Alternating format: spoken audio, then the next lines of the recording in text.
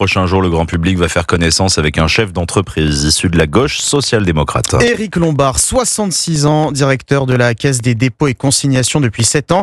Il devient ministre de l'économie, des finances et de la souveraineté industrielle et numérique.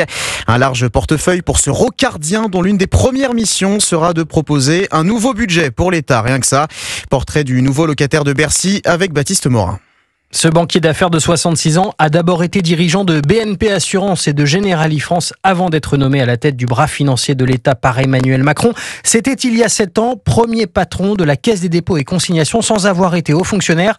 Là-bas, Éric Lombard a notamment géré les montants records placés sur les livrets A depuis la crise sanitaire. À Bercy, une de ses premières décisions sera de fixer le nouveau taux du livret préféré des Français à compter du 1er février. Un moyen peut-être de les inciter à consommer à nouveau et donc relancer la croissance. Plus largement, Éric Lombard est un chantre de la finance utile. Plus de partage de la richesse pour éviter le risque d'une révolution sociale. Positionnement plutôt à gauche donc, mais ce diplômé d'HEC est aussi un fervent défenseur de la rigueur budgétaire.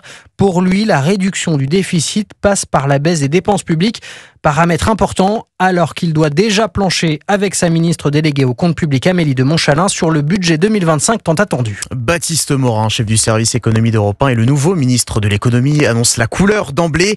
Les défis qui sont innombrables commandent de traiter notre mal endémique, le déficit et sa conséquence sur la dette, a déclaré Éric Lombard hier soir lors de la passation de pouvoir à Bercy.